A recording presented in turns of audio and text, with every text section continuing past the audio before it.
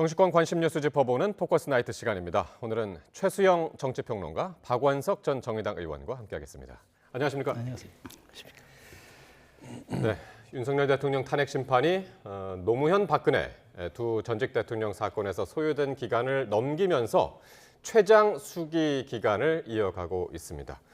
두 분은 어떻게 보십니까? 이렇게 수기가 길어지는 이유. 그러니까 일각에서는 이제 뭐 8대 0을 만들기 위해서 일종의 콘클라베 방식으로 가기 위해서 지금 수기가 계속 길어지고 있다라고 얘기하는데 뭐 그럴 가능성도 있고 사실 저희도 뭐 추론의 영역이니까 어렵긴 한데 예. 저는 근데 중요한 거는 시간이 중요합니까? 사실 이건 대통령의 직을 파면하는 행위가 우리 국가적 이익에 부합하느냐 이걸 따지는 거잖아요. 본질적으로 헌법재판이라는 것은 사법적 영역이 아니라 정치와 사법의 경계에 있는 심판이기 때문에 그렇다 그러면 저는 심사숙고하는 게 너무 당연하다 생각합니다. 그러니까 지금 이게 우리가 좀 최대 우리가 6개월을 보장하는 이유도 사실 거기에 있는 건데 우리가 지금 4월 18일 날 이제 두 분이 퇴임하다 보니까 거기에 맞춰서 그 전에 하는 것까지는 이해가 되는데 마치 이것을 이제 변론이 종결됐기 때문에 과거 관행대로 뭐 2주 안에 끝내야 한다. 이렇게 기계적으로 전 산정하는 게 옳지 않고요. 오히려 이거는 재판관들이 정말 이게 대통령의 이 행위가 정말 헌법에 어느 정도 위중했는지 이게 정말 대통령의 직을 파면하는 게 우리 국가적 이게 부합한지가 정확히 좀 따져본다면은 저는 수기의 시간이 이제 길어질수록 오히려 그런 충분히 고민했던 내용들이 결정문에 아주 잘 담길수록 사후적 정당성도 있는 거고 국민들이 동의할 수 있는 부분도 크기 때문에 저는 이걸 가지고 여야가 너무 정파적으로 해석해서 왜 빨리 안 하냐 이렇게 다그치는 듯한 모습은 좀 자제하는 게 필요가 있다고 저는 생각이 됩니다. 사실 뭐 헌법재판소가 언제 날짜를 정해놓고 이거를 다시 연기하고 한 일은 없었죠. 지금까지 이제 전부 이제 언론이 그리고 이제 평론가들이 아니면 전문가들이 이제 전망을 했던 것뿐이었는데 어떻게 보십니까? 그렇습니다. 우리 헌정사에 두 차례 대통령 탄핵 심판이 있었습니다만 정해진 것은 없습니다. 그러니까 대통령 탄핵 심판을 며칠 내에 맞춰야 된다라고 법에 정해진 것은 없고 이제 최장 6개월 내에 마치도록 돼 있습니다. 그거는 뭐 헌법재판소의 다른 위헌 사건에 대해서도 마찬가지고요. 다만 이제 전례를 감안했을 때 90일 최장 내외에서 결정이 이루어졌고 또 변론이 종결된 이후에 2주 내에 이루어졌기 때문에 이제 그런 전례가 이번에도 감안되지 않겠나 근데 이런 추정들이 있었던 거고요. 그리고 이제 지난 탄핵 사건들과 다르게 이번에는 이제 비상개업이라는 어쨌든 헌법상의 대통령 권한이긴 합니다만 그게 과연 헌법상의 요건 또 혹은 법률상의 요건을 충족했느냐. 이게 핵심 쟁점인데 전 국민이 12월 3일 날 밤에 생중계되다시피 한 그 상황을 다 목격했고 어떻게 보면 전 국민이 증인인 상황이기 때문에 과거에 있었던 대통령 탄핵보다 훨씬 더 직관적으로 그 쟁점에 대한 판단이 용이하게 내려질 수 있지 않겠나. 근데 이런 어떤 의견들이 지배적이었거든요. 때문에 이게 그렇게 오래 끌 문제인가라는 생각이 들기도 하고요. 그런데 왜 지금 이렇게 시간이 더 걸릴까요? 90일을 그러니까 제가 넘길 것 같은 보기에는 느낌도 과거에 비해서 정치적 갈등이 훨씬 더 심해졌고 이게 이제 진영 간의 그런 어떤 격한 대립으로 나타나고 있고 그게 이제 헌재에 대해서 다양한 형태의 압박으로 드러나고 있기 때문에 그런데다가 최근에 어쨌든 뭐 이 탄핵 심판과는 별개의 형사재판 절차이긴 합니다만 그 전개 과정에서 절차적인 문제로 인한 논란이 벌어져서 그 등등이 아마 좀 감안돼서 조금은 늦어지는 게 아닌가 싶은데요. 근데 저는 탄핵 심판에 대한 빠른 결정이 국익의 측면에서 굉장히 중요하다고 생각합니다. 어쨌든 대통령이 탄핵 소추돼서 직무가 정지된 상태가 오래 지속되는 게 다시 말해서 헌정 질서의 커다란 공백이 발생한 상황이 오래 지속되는 게 국익에도 부합하지 않고 또 우리 헌정 체제의 수호라는 목적에도 부합하지 않거든요. 때문에 신속한 탄핵 심판에 대한 결정도 굉장히 중요한 법이기 하나라고 생각합니다. 그 점에 대해서 헌법재판관들도 이제 고려를 하실 거라고 생각하고 너무 늦지 않는 시점에 이제 결정이 내려지지 않을까 싶은데요. 애초에 예상됐던 건 이번 주 내에 결정이 이루어지지 않겠나라는 의견이었는데 아마 이번 주는 조금 어려워 보입니다. 사전에 예고를 할 텐데 아직 예고가 안 된 걸로 봐서 그러면 다음 주 어느 시점에선가는 결론이 내려지지 않을까 이렇게 예상하고 있습니다. 그러니까 지금 최 평론가님은 더 신중해야 된다.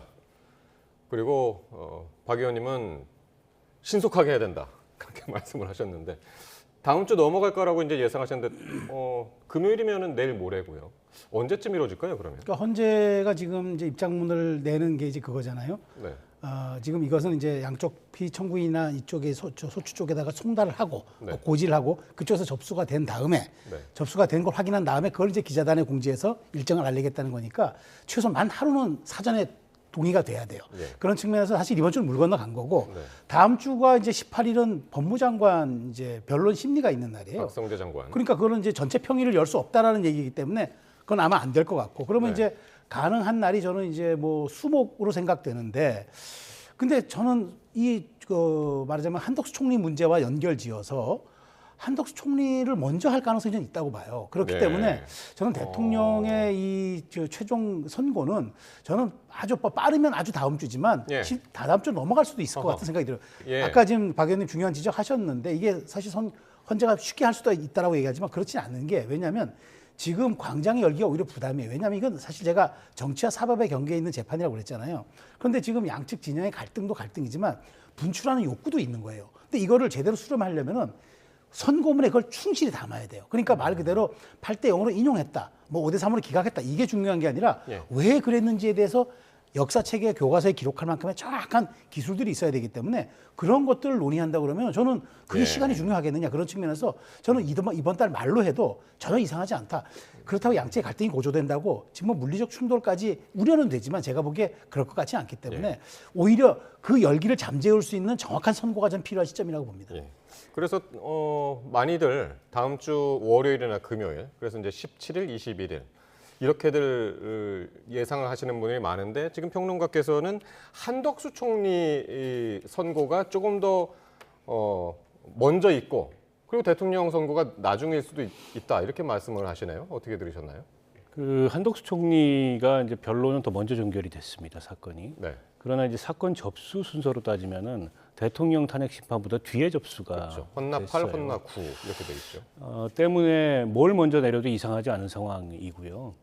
다만 이제 국정의 안정성이라는 측면을 고려했을 때 한 총리 복귀 문제도 한 총리 그 탄핵 심판 문제도 너무 늦지 않게 결정을 해야 된다. 왜 그러냐면 이제 대통령이 만약 탄핵이 인용된다면 그 상태로 이제 대행 체제에서 조기 대선이라는 큰 국가적인 상황을 맞이해야 하는데 그 한 총리의 탄핵 심판 문제에 대한 결론 없이 지금 이를테면 최상목 그 일종의 대행의 대행이죠. 네. 이 체제로 가는 게 맞느냐라는 문제 제기가 있을 수 있어요. 때문에 이제 저는 한 총리 그 탄핵 심판에 대한 결정이 거의 동시에 내려질 가능성이 같은 날 내려질 같은 가능성이 높다고 보는데 왜 그러냐면 한 총리 탄핵 심판을 먼저 했을 경우에 윤 대통령 탄핵 심판에 대한 결론을 네. 한 총리 탄핵 심판에서 예고할 가능성이 있습니다. 왜냐하면 한덕수 총리가 이를테면 그 권한대행을 하면서 일종의 이제 뭐 내란 동조행위도 했다 이런 어떤 그 혐의도 받고 있지 않습니까? 근데 그에 예. 대한 판단이 어쨌든 결정문에 담길 텐데 그게 자칫하면 아직 내려지지 않은 대통령 탄핵 심판에 대한 내용적 예고가 될 수 있기 때문에 예. 그런 점은 헌재가 굉장히 유의할 가능성이 높거든요. 그래서 같은 날 동시에 내리거나 같은 날 동시에 내리더라도 훨씬 더 중대한 대통령 탄핵 심판에 대한 결정을 먼저 내리고 예. 그 뒤에 직후에 바로 한덕수 총리에 대한 탄핵 심판을 결정할 가능성이 좀 높다고 봅니다. 네. 그러니까 지금 뭐 어떤 결론이 내려지더라도 사회적인 혼란, 대결 국면 이런 것들이 이제 불가피하다라는 의견들이 많고 더구나 실제로 지금 헌재에 그 탄핵 찬반 탄원서가 무려 266만 건이 지금 넘게 접수가 되는 정말 상당히 극심한 대립이 이어지고 있는 상황인데 그래서 경찰이 이렇게 얘기를 했다고 그래요. 박현수 서울경찰청장 대리 직무대리가 소설 같은 상황까지 가정해서 대응을 해라, 준비를 해라 이렇게 얘기를 했는데 어떻게 보십니까? 저는 박 청장 대리가 아주 굉장히 말하자면은 그 준엄한 지금 그 상황에 대해서 네. 잘 표현했다고 봐요. 그러니까 이게 상상의 영역까지 모두 동원해서 소설 같은 일이 벌어질 수 있다. 네. 이른바 영화 같은 일이 벌어질 수도 있는 거죠. 지금 최근에 보면 뭐 택배나 드론으로 위장해가지고 뭐 공격한다는 얘기서부터 다양하게 있는데 지금 보니까 제가 오늘 들은 바로는 경찰에서 박근혜 전 대통령 당시 좀 불행한 사건들이 있었잖아요. 4명이 이제 사망한 사건이 있었는데 그때 영상들을 다 틀어놓고 지금 시뮬레이션을 한대요. 그러니까 그걸 보면서 대응책을 봐야지 이 상황에 우리가 어떻게 대비해야 하냐는 일종의 동물적 판단이라든가 예. 전략적 판단 같은 게 나올 수가 있는 거란 말이죠. 그게 아니라 머릿속으로만 구상하거나 아니면 뭐 자료 서면으로만 이렇게 놓고 보면 그게 그 말하자면 현장감이 없는데 예. 그런 것까지 한다고 하니까 저는 경찰이 굉장히 아주 철옹성 같이 아마 할 것으로 생각되고 그다음에 사냥총 같은 경우도 지금 일정한 시기에 반출을 금지하고 예. 뭐 주유소부터 전부 이제 그 근처를 거의 그 진공 상태로 통제한다는 거 아니겠습니까? 예. 정말 말하자면은 가능성 0%로 만들겠다라는 생각 같은데 저는 필요하다고 봅니다. 왜냐하면 만약 어떤 선고가 나오더라도 불필요한 어떤 이런 인사사고라든가 충돌이 있었을 경우 이게 트리거가 돼요. 그러니까 말하자면 선고가 트리거가 되는 게 아니라 작은 충돌과 불상사가 트리거가 돼가지고 뭐 사실 1차 세계대전도 사라예보의 총탄 한 발이 1차 세계대전을 불렀듯이 그런 점에 대비하는 경찰의 이런 것들은 좀 과잉 대응이라는 비판을 받을지언정 좀 과하게 대응하는 게 좀 맞다고 봅니다. 진짜 소설 같은 일이 벌어질까요? 어떻게 보시나요? 그러니까 워낙에 지금 초현실적인 일들이 많이 일어나고 있지 않습니까? 작년 12월 3일 이후로. 그러니까 얼마 전에 서부지방법원에 대한 공격도 네. 사실은 과거에 그런 격렬한 시위가 없었던 게 아니거든요. 그럼에도 불구하고 법원을 공격하는 그런 선례는 없었어요. 근데 그런 일이 막상 일어났단 말이죠. 때문에 이번에 이제 헌재 결정 이후에 뭐 이미 헌재를 향한 그 테러도 계획이 되고 있다 이런 제보까지 있는 마당에 어떤 일이 일어날지 모르는 거죠. 그리고 박근혜 예. 전 대통령 탄핵 사건 때 앞서 말씀하셨지만 그 응급실에 중환자실에 있다가 사망한 분까지 포함하면 5분이 사망을 예. 했거든요. 이제 그 과거의 선례도 있기 때문에 경찰도 이제 비상체제를 가동하겠다 이렇게 지금 계획을 세우고 있는 것 같고 가포 비상령 뭐 검토한다는 저는 발동할 만한 상황이라고 보고요. 예. 그런 불상사는 일어나지 않도록 지금 이제 거리에서 찬반 양론이 격하게 예. 대립되고 또 그렇게 분출되고 있긴 하지만 어쨌든 헌법재판소의 결정은 최종적인 결정입니다. 돌이킬 수 있는 결정이 아니고 예. 우리 헌법 체제를 부정하지 않는 한 어떤 결론이 내려지든 그 결론을 받아들여야 됩니다. 그런 점에 비추어 봤을 때 일종의 질서 유지라는 측면에서 경찰도 비상한 상황에 대한 대비가 필요하다고 생각합니다. 네, 절대 불상사는 일어나면 안 되겠지요. 그런데 이 대통령 탄핵 심판 선고가 임박하면서 정치권 대립이 지금 격화하고 있습니다. 여야는 이른바 광장 정치, 거리 정치로 여론전에 돌입했는데요. 영상 먼저 보시겠습니다.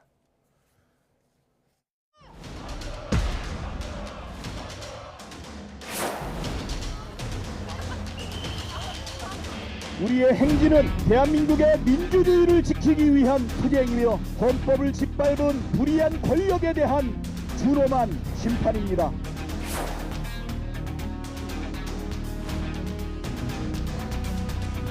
학교를 통해서 조속히 국정이 안정있게 되는 것이라고 생각해서 그 점을 해소드리기 위해서 오늘 이 자리에 나왔습니다.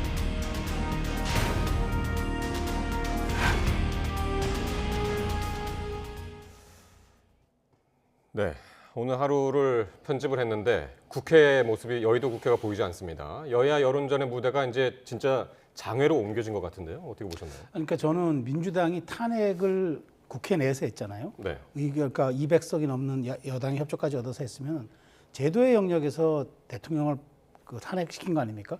그럼 마지막 평의의 시간에도 제도의 영역에서 그 안에서 국회라는 그 기관 안에서 어떻게든 의사를 표현해야죠. 그런데 저렇게 거리로 나오고 광장으로 나와서 저렇게 그 말하자면 헌재까지 저렇게 수백 명이 시위하면서 저게 헌재를 위한 압박이 아니다?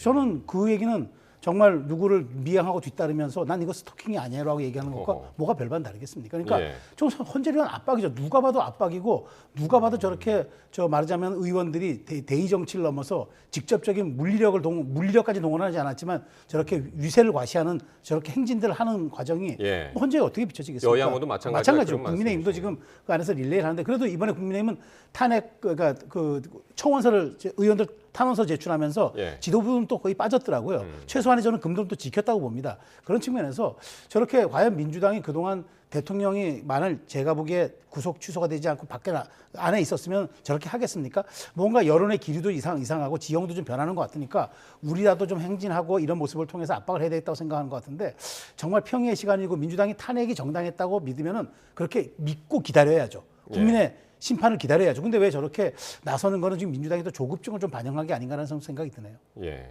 예. 의원님. 뭐 전 조급증이라기보다도 위기감이라고 볼 수 있을 것 같고요. 그러니까 사실은 뭐 그 탄핵 심판이 진행되는 과정에서 민주당이 헌재를 향해서 그런 압박이나 이런 것들을 했던 전례가 없습니다. 오히려 국민의힘에서 몇 차례 헌재를 방문하면서 헌법재판관들의 가족의 무슨 사회적 활동까지 들먹이면서 헌재를 압박하려는 시도를 했었죠. 굉장히 비정상적인 모습이었다고 보는데요. 그러나 이제 제도 내에서 상상할 수 없었던 일이 일어났잖아요. 그러니까 구속 취소와 석방이라는. 그렇다 보니까 이제 이 지금은 탄핵 심판 과정도 당연히 인용되리라라고 생각을 해왔지만 일종의 이제 위기감을 갖게 되고 그런 위기감이 광장에서 다양한 형태로 표출되면서 또 민주당 같은 경우에도 이제 이 정당이기 때문에 네. 당원과 지지자들과 또 국민들의 의사를 대변하는 그런 대변 기능을 갖고 있잖아요. 그런 대변 활동의 일환이라고 볼 수 있을 것 같고요. 그러나 무슨 뭐 폭력적인 행동을 조장한다든지 내지는 뭐 이 집회 시위의 그 한계를 벗어나서 네. 그런 뭐 그 법을 벗어난 행동을 한다든지 그런 건 아니기 때문에 뭐 그렇게까지 그 비난할 문제는 아니라고 보고요. 마찬가지로 국민의힘도 지금 헌재 앞에서 당 지도부는 공식적인 대응은 아니라고 하지만 네. 사실상 의원들 60명이 참여하겠다는 의사를 밝히고 릴레이 농성을 하고 있지 않습니까? 같은 기준으로 본다면 별반 다르지 않은 그런 일을 하고 있는 거고 예. 오늘 헌재에 그 탄원서를 냈다고 하는데 그 내용 중에 아주 심각한 내용이 있습니다. 12월 3일에 비상계엄이 설령 이 헌법을 위배하고 법률에 위배된다 하더라도 민주당의 의회 독주의 심각성을 감안해서 기각을 시켜달라라는 의견이 포함되어 있어요. 그 얘기는 예.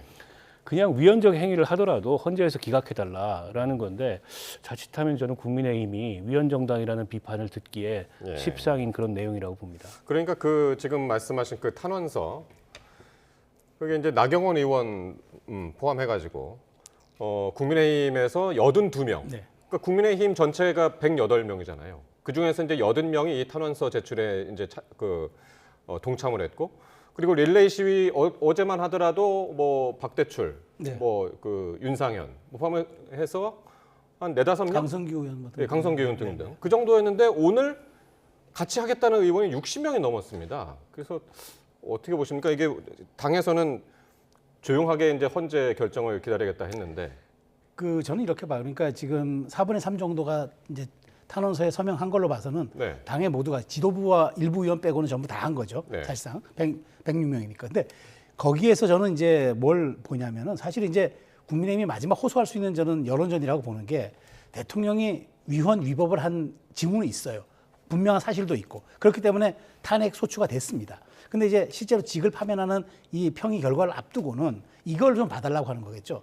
대통령의 위헌 위법 행위가 있었으나 과연 이게 직을 박탈하는 게 국가적 이익에 부합하는지, 그리고 네. 대통령이 헌법에 부여된 자기 조항을 행사를 했는데 헌법적 강경 태도를 보인 거죠. 그런데 그 헌법적 강경 태도를 유인했던 게 바로 그 민주당의 거야의 횡포였다. 이를테면 이런 거죠. 민주당도 탄핵, 그 법안 줄탄핵이라든가, 그다음에 거부권 유도라든가, 특검 남발이라든가 다 제도의 영역이죠. 그 누가 네. 뭐 위법한 거 없어요. 다만 그것을 남용하라고 했느냐, 그것을 과도하게 제도적 자제를 하라고 했는데 제도적 자제를 하지 않고 너무 남발하는 바람에 대통령의 계엄 선포가 유도된 측면도 있다. 이걸 한번 보는 게 어떻겠느냐라는 마지막 읍소 같아요. 그러니까 예. 헌법적 강경 태도도 잘못됐지만 야당의 저렇게 제도적 자제 없는 저렇게 제도적 만용을 과연 헌법재판소가 한번 좀 들여다봐달라 이 얘기를 하는 것 같은데, 글쎄 박 의원님 말대로 그걸 좀 뒤집어 해석하면은 마치 말하자면 이제 대통령의 위헌 위법한 것도 눈 감아줘야 한다라는 식으로 빚어질 수 있는데, 제가 보기에 그걸 그렇게 얘기했겠습니까? 그러니까 헌재가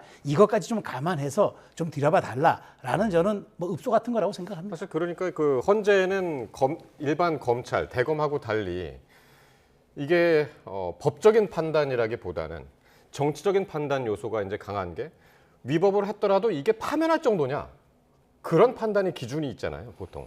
그렇죠. 직을 네. 파면할 정도의 중대한 헌법 법률 위반이냐를 아마 보게 될 겁니다. 근데 그 헌법상의 비상계엄 요건에 맞지 않게 계엄군을 국회에 보내서 국회의 그 계엄 해제 결의를 방해하려고 하고 국회의원들을 끌어내고 위헌적인 포고령을 통해서 뭐 집회 시위 결사의 자유부터 표현의 자유부터 언론의 자유 이런 걸 다 그 봉쇄하려고 했던, 그게 어떻게 중대한 헌법 법률 위반이 아니겠습니까? 그러니까 제가 해석을 한 게 아니고 명시적으로 오늘 탄원서에 명시적으로 그렇게 써 있습니다. 예. 설령 12월 3일에 비상계엄이 헌법과 법률을 위반했다 하더라도 야당의 이런 어떤 그 발목 잡기나 예. 국정 방해 이걸 감안해서 기각을 시켜달라. 아니 그게 국회의원들이 할 수 있는 얘기입니까? 헌재한테 헌법을 지키지 말라고 얘기하는 거잖아요. 저는 우리는 위헌정당이다. 우리는 위헌적인 행위를 해도 헌재가 그에 대해서 야당의 이런 횡포를 감안해서 기각시켜야 된다. 그걸 요청한다라는 얘기를 82명의 국회의원들이 하고 있는 겁니다. 저는 깜짝 놀랐어요. 그 내용을 보고. 예. 예를 들어서 12월 3일에 비상계엄이 파면에 이를 정도의 중대한 헌법 법률 위반이라고 볼 수 없다. 그런 주장은 할 수 있다고 봐요. 근데 그게 아니고 설령 그게 헌법과 법률을 위반했다 하더라도 헌재가 야당의 횡포를 감안해서 넘어가야 된다. 라는 얘기를 어떻게 헌법재판소를 향해서 할 수 있습니까? 저는 알겠습니다. 도를 넘었다고 생각해요. 이거 짧게 말씀드리면 예. 그거죠. 그러니까 인용 의견도 있고 기각 의견도 있으니까 다양하게 그러니까 헌법재판관들은 자신의 소신과 양심에 따라서 이걸 판단해 달라고 법에도 규정돼 있으니까 그걸 봐서 그게 설령 다수의 의견이 있더라도 좀 개별 의견이라도 이런 부분도 한번 들여다봐 달라라는 저는 촉구와 읍소의 의견이라고 생각합니다. 예. 네. 민주당 상황 보면은 민주당은 뭐 천만 공성부터 해서 뭐 단식, 삭발까지 했고 오늘은 앞서 화면 보셨습니다만 국회에서 광화문까지 도보 행진을 벌였습니다. 민주당이 이렇게 장외투쟁에 사활을 거는 이유? 네. 뭐라고 보십니까? 그러니까 지금 이재명 대표가 사실은 뭐 26일 전은 사법 리스크를 얘기하는 게 아니에요. 그러니까 얼마 전까지 굉장히 자신감 있는 행보를 했었잖아요. 뭐 우클릭한다, 중도 외연 확장한다 하다가 또 통합 행보까지 한다고 했는데 지금 갑자기 이재명 대표가 어느 유튜브 방송 나가서 사실 내가 불체포 특권 포기하고 내가 그것 이제 그 체포동의안 올린 거 그거 내가 우리 당이 내통하는 사람들 색출하려고 한 것이다라는 얘기가 엄청난 파장을 불러일으켰어요. 실제 박용진 의원은 굉장히 당혹스럽다까지 얘기를 하더라고요. 그러니까 이런 상황에서 지금 사실 이재명 대표 입장에서는 제가 뭐 너무 정략적으로 해석하는 건 아닌데 윤 대통령의 구속 취소가 굉장히 또 본인에게는 터닝 포인트가 된 것 같아요. 그러니까 당의 그렇지 않아도 그동안 보수 지지층에 대해서 당의 어떤 그 당의 지지층들이 인용에 대한 어떤 확신을 가지고 좀 느슨한 연대가 있었는데 예. 이것도 확 잡아당기고 당길 수 있고 그 다음에 지금 당의 통합 행보가 좀 주춤하고 반발이 있다가도 아니 이렇게 소나기 내리는데 우리가 한 우산 아래 있어야 될 것 아니냐라는 얘기가 네. 있으니까 함께 다 모이잖아요. 그런 전략적 측면도 있다. 그래서 저는 이것이 꼭 이제 이재명 대표 입장에서는 그러니까 윤석열 대통령의 구속 취소가 본인에게는 굉장히 좀 정치적인 좀 또 하나의 활로를 모색하는 그런 터닝 포인트가 됐기 때문에 지금 좀 그립을 더 줄여는 그런 전략적 일환의 의도도 있다라고 지난 저는 3월 8일 윤 대통령의 석방 네. 이게 계기가 됐다. 민주당이 이렇게 장외투쟁에 사활 거는 이유 그렇게 보시나요? 어떻게 보십니까? 아무래도 그로 인한 위기감이겠죠. 그러니까 당연히 그 탄핵이 인용되리라 이렇게 기대했고 또 많은 국민들의 그 여론의 분포도 그렇습니다. 그리고 뭐 이번 주 중에 탄핵 결정이 나지 않겠나 이런 예상을 하고 있던 와중에 느닷없이 이제 구속 취소 석방이 이루어지고 나니까 그것도 사실은 그 어떻게 보면 그동안에 없었던 전례지 않습니까? 구속 취소라는 그런 어떤 이 절차도 그다지 그렇게 그 흔히 사용하는 절차가 아닌데다가 또 검찰이 어떻게 보면 충분히 다퉈봐야 될 상급심을 통해서 그런 내용을 그냥 지레 포기해버리고 이런 과정이 전부 석연치 않기 때문에 네. 그 위기감이 아마 저렇게 장외로 나가서 장외 여론전에 집중하는 이제 그런 계기가 된 게 아닌가 싶고요. 그 앞서 이제 그 말씀하시기를 이재명 대표가 전략적으로 3월 8일 날 이루어진 그 석방을 일종의 이제 당내 지배력을 강화하는 이제 그런 일환으로 활용하는 거 아니냐 이런 의견을 주셨는데 오히려 저는 거꾸로 그 법원과 검찰의 그런 결정으로 인해서 윤석열 대통령의 석방이 오히려 이재명 대표의 그립을 더 강하게 만드는 이제 그런 계기가 되는 것 같아요. 지난 12월 3일에 윤 대통령의 비상계엄 선포도 예. 사실은 시점상 봤을 때 11월에 있었던 이재명 대표 1심 선고 이후에 사실 정치적으로 이재명 대표가 굉장히 코너로 몰리는 이런 상황이었는데 예. 오히려 윤석열 대통령의 비상계엄 선포로 인해서 이재명 대표에겐 새로운 활로가 열렸듯이 예. 지금도 마찬가지입니다. 그러니까 흔히 뭐 적대적 공생이다 이런 얘기를 하는데 저는 적대적 공생이 아니고 오히려 윤 대통령이 그 이재명 대표의 응원군이 돼 있는 게 아닌가 역설적으로 보면 그런 그래서 생각도 지금 들어요. 이제 화면 보시면은 오늘 화면인데 이재명 대표하고 나머지 분들 보면 다 비명계입니다. 비명계의 대표 주자들의 모습인데 김경수, 김부겸, 박용진, 이광재, 임종석. 이른바 비명계 검찰 유착설을 이제 이재명 대표가 이제 이야기한 이후에 이제 오늘 첫 모임을 저런 식으로 이제 이루어갔단 말이에요. 저 장면은 어떻게 보셨습니까? 그러니까 이런 이제 위기 상황이 되니까 예. 당 내에서 이제 한 목소리, 뭐 단일 대우, 원팀 이런 모습을 좀 보여야 된다라는 생각이 서로 간에 있었던 것 같아요. 그래서 오늘 이재명 대표가 제안을 해서 광화문에서 저 모임을 가진 것 같은데요. 네. 물론 이제 그 앞서 말씀하셨듯이 지난주에 이재명 대표가 한 방송에 나가서 불체포 특권 그 투표와 관련해서 뭐 검찰과의 내통 이런 얘기를 해서 당 안팎이 조금 시끄러웠습니다만 오히려 그 윤석열 대통령 석방으로 인해서 그런 이슈들이 다 묻히고 민주당이 단일 대우를 유지할 수 있는 그런 계기가 됐던 측면이 있거든요. 저는 뭐 오늘 모임 자리에 특별한 정치적 해석이 필요하다기보다도 어쨌든 그 지금 조성된 이 위기 앞에서 어쨌든 탄핵 그 결론을 이끌어낼 때까지는 원팀으로 단일 대우로 한 목소리를 내겠다 이런 의지의 표현이었다고 봅니다. 저는 좀 제가 좀 표현이 좀 재밌게 하려고 그러는 겁니다. 정치적 알리바이를 만드는 것도 있다. 그러니까 뭐냐면 지금 사실 비명계 의원 주자 그 리더들이 좀 공격을 했는데 지금 이런 상황에서 잘못 공격하다간 오히려 역풍을 맞거든요. 아니 그러니까 당이 이렇게 누란의 위기고 지지층들로부터 그럴 거예요. 당신은 그때 그러면 뭐 했느냐? 라는 비난이 있으니까 나중에라도 그 본인들의 여러 가지를 후위를 도모할 때도 생각했을 때 이럴 때 최소한 어떤 내란 극복이라고 민주당이 주장하는 내란 극복인 거죠. 여기에 내가 한 발이라도 담궈 놓고 내가 역할을 해야 내가 뭘 할 수 있다. 그러다 보니까 김경수 전 지사는 지금 단식하죠. 심지어 김동연 지사 같은 경우도 지금 피켓 시위, 1인 피켓 시위 할 정도로 지금 다른 얘기들이 할 상황이 아니라는 걸 알기 때문에 일종의 나중을 생각하는 알리바이. 기각이 되든 인용이 되든 당신 그때 뭐 했냐는 그 강성 지지층이든 뭐 약간 느슨한 지지층이든 그로부터의 어떤 공격들을 방어하거나 아니면 선제적으로 조금 내가 정치적인 어떤 스탠스로 앞서 보이기 위해서 저는 저렇게 할 수밖에 없는 고육지책이다. 그렇게 생각합니다. 지금은 전쟁을 할 때지 내부 전투를 할 때는 아니다. 그렇죠. 네, 알겠습니다. 자, 오늘 법사위로 좀 시선을 돌려보겠는데요. 오늘 국회 법사위 현안 질의에서 이 공수처에 대통령 그 수사를 문제 삼으면서 오동훈 처장의 사퇴 요구가 이어졌습니다. 오 처장도 물러서지 않았는데 현장 발언 직접 들어보시겠습니다. 제가 공수처장께 다시 한번 묻습니다. 사퇴하시겠습니까? 지금 그럴 생각 전혀 없습니까? 저희들의 그 업무 집행에 적법 절차 위반한 점이 전혀 없습니다. 마치 자범처럼 도주도를 그려가면서 대통령을 현직 대통령을 조롱하고 모욕하면서 이 수사 행각을 벌였습니다. 이래서 되겠습니까? 이거야말로 내란 아닙니까? 공수처가 내란의 주체라 하니 지금 도대체 의원님께서 지금 이 신성한 국회에서 공수처라는 어떤 정부 기관에서 일을 하는 것에 대해서 그렇게 모독할 수 있습니까? 네. 오동훈 처장의 목소리가 저 정도로 높은 거는 처음 보는 것 같은데요. 어쨌든 공수처의 위법 수사가 확인된 것이다. 여당 이렇게 주장을 했고요. 적법한 수사였다라는 게 이제 오동훈 처장의 입장, 설전 이어가는 모습 보셨는데요. 네, 어떻게 보셨나요? 아니 적법했으면 법원이 대통령 구속 취소를 했겠습니까? 사실 우리가 지금 그러니까 대통령의 구속 취소에 대해서 날수다, 시간수다 이런 얘기를 하는데 그게 이제 1번이긴 합니다만은 본질은 2번에 있는 거예요. 2번은 뭐냐면 공수처가 수사 권한이 없는 수사기관이 조사했기 때문에 이 수사의 증거 능력이 나중에 상급법원에 갔을 때 이게 공소 기각이 될 수도 있고 나중에 설령 확정 판결이라도 재심할 수 있으니 처음부터 다시 한번 들여다보는 게 좋겠다. 우리는 이 수사 과정과 이 우리까지 재판이 넘어왔던 이 과정이 너무 의문이 많다라고 구속 취소를 한 거 아닙니까? 법원의 그 판결문에 명시돼 있잖아요. 그런데 그 얘기를 하는데 공수처가 모든 게 적법했다? 공수처장이 말이 저게 말이 됩니까? 최소한 저는 인정할 걸 인정하고 그다음에 차라리 이렇게 우리가 여러 가지 좀 이 법안의 미비점, 입법의 미비점 때문에 어떤 수사기관의 권한 조정이라든가 이런 게 있었으니까 이걸 좀 국회가 이제 다시 한번 들여다봐 주십시오.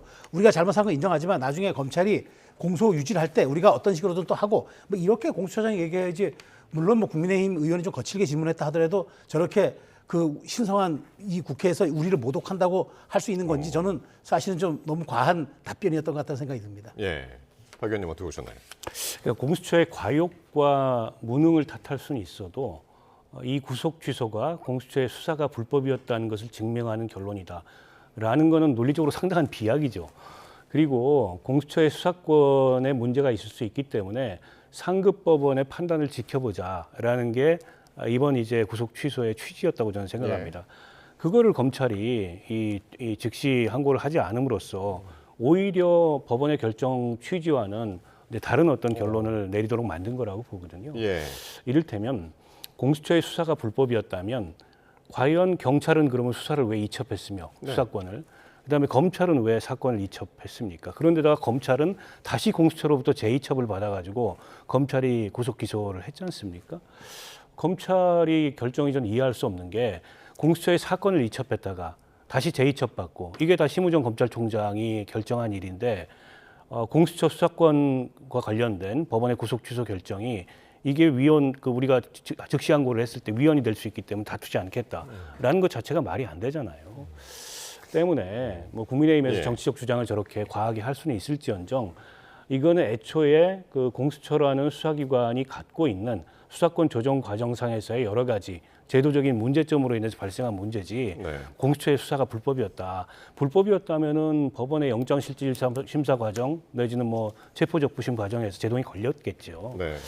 때문에 이걸 불법이었다고 단언하기는 어렵고 또 이걸 공수처장 개인의 문제로 몰아가는 거는 예. 그럼으로 인해서 공수처장 사퇴를 요구하는 거는 더더욱 좀 이치에 맞지 않는다고 생각합니다. 어쨌든 오동훈 처장은 사실상 사퇴를 거부한 오늘 상황이었고 그런데 오늘 이 법사위에서 천대엽 법원행정처장이 이런 얘기를 했습니다. 즉시 항고를 통해서 상급심 판단을 받아볼 필요가 있다라고 이야기를 했습니다. 주기현 판사가 구속 취소를 결정했거든요. 네. 그리고 검찰이 즉시 항고를 해야 하는데 안 했습니다. 그런데 법원행정처장이 즉시 항고를 할 필요가 있다라고 이야기를 했습니다. 어떤 취지로 들으셨습니까? 그러니까 법원행정처장이면 사실 대법관이잖아요. 근데 네. 실질적으로 이제 상급법원이기도 하죠. 네. 그러니까 하급법원의 그 판단이었으니까 상급법원의 지금 법원행정처장으로 수장으로서 사실 행정수장인 거예요. 네. 판단을 받는 게 맞겠다. 그러니까 저는 그러니까 하급 법원장이 판사가 하라고 했는데 상급 판사도 받는 게 맞겠다 얘기했잖아요. 근데 중요한 건 그것을 이행하는 절차가 이제 검찰인데 예. 검찰은 하지 않겠다는 거잖아요. 네. 그러니까 법무장관도 또 오늘 얘기했어요. 법무장관은 이거는 검찰이 앞으로 본안 사태, 대행. 본안에서 네. 권한대 차관이죠. 이게 그러니까 말하자면 본안에서 검찰이 일종의 공소유지를 어떻게 잘 하느냐로 다퉈볼 문제지 다시 우리가 뭐 검찰 그러니까 이게 상고를 항고하지 않겠다라고 즉시 항고하지 않겠다고 얘기했기 때문에 예. 이제 날수는 이틀 남았어요. 근데 검찰의 태도로 봐서는 안 할 것 같아요. 그런 측면에서 상급 법원의 사실상 수장 같은 법원행정처장이 이걸 하는 게 좋겠다고 얘기한 것이 또 나름 또 사법부 내에서 또 좀 약간 파문이 있을 수 있기 때문에 예. 저는 이 부분에 대해서 검찰이라든가 법무부가 조금 더 명확한 입장을 좀 내놓을 필요가 있겠다 하는 생각이 듭니다. 어쨌든 이 천대엽 처장의 이야기가 나오니까 대검에서는 법사위 상황 관련해서 검토 중이다라고 이야기를 했습니다. 어떤 검토를 하고 있을까요? 글쎄요, 뭐 그 검찰이 어떤 그 결정을 내릴지는 모르겠습니다만 좀 네. 지켜봐야 되겠습니다만 아마 종로의 입장을 유지하지 않을까라고 예상이 됩니다. 일단 석방지휘를 한 것 자체가 즉시 항고 의사를 포기한 것으로 네. 간주되기 때문에 이미 포기한 상태에서 다시 즉시 항고를 하기 어렵다. 뭐 이런 식의 결론을 내지 않을까 예상하는데 근데 검찰 그 법원이 구속 취소를 결정했는데 네. 검찰이 석방지휘를 해놓고 그 뒤에 가서 즉시 항고를 해서 그게 인용됐던 사례도 있습니다. 2018년도에 의정부지검에서 있었던 사례이기 때문에 사례가 없는 건 아니고요. 예. 오늘 법원행정처장의 저 입장은 그 천대엽 그 법원행정처장 개인의 입장이 아닌 그러니까 대법원의 입장, 대한민국 사법부의 입장이라고 봐야 될 것 같습니다. 그리고 천대엽 처장이 뭐라고 얘기를 했냐면 이걸 결정한 구속 취소를 결정한 그 하급심 법원에 그러니까 서울중앙지법의 그 이 재판부의 취지도 그거였다. 네. 상급 법원에 가서 다퉈보라. 근데 오히려 검찰이 그걸 하지 않음으로써 지금 굉장히 이상한 결론이 내려진 건데요. 예. 그런 검찰의 결정으로 인한 특혜는 윤석열 대통령 한 사람이 보고 피해는 대한민국 형사사법 체계 전체가 보는. 아니, 오늘만 하더라도 검찰총장이 구속 취소에 대해서 즉시 항고를 하지 않아 놓고 네. 또 구속 취소의 핵심적 사유였던 구속 기간에 대한 산정은 종래 검찰이 하던 대로 해라. 법원의 입장이 아니고 이렇게 지시를 내렸어요. 일선 검찰에서 얼마나 헷갈리겠습니까? 그로 인해서 문제가 발생될 수 있는 여러 네. 그 소지들이 있는데 그래서 검찰이 석방을 하겠다는 결론을 내려놓고 논리를 끼워 맞추다 보니까 예. 이렇게 앞뒤도 안 맞는 궤변이 저는 반복되고 있는 거라고 봅니다. 어쨌든 그 점에 대해서 대법원마저도 지적을 하고 있는 거다. 즉시 항고 기간이 이제 일주일이기 때문에 지난 금요일부터 일주일은 이번 주 금요일이고 그럼 이틀 남은 겁니다. 이틀 안에 이제 즉시 항고를 대검이 과연 다시 할까?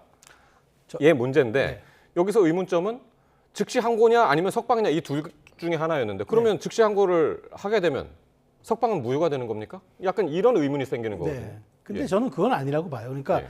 그 즉시 항고를 하고 이틀 동안 남은 기간 동안 다시금 재수하면 된다? 아마 그럴 것 같지는 않고 이미 법무부도 정했기 때문에 다만 법무부 장관도 그랬잖아요. 본안에서 아마 다툴 것이다.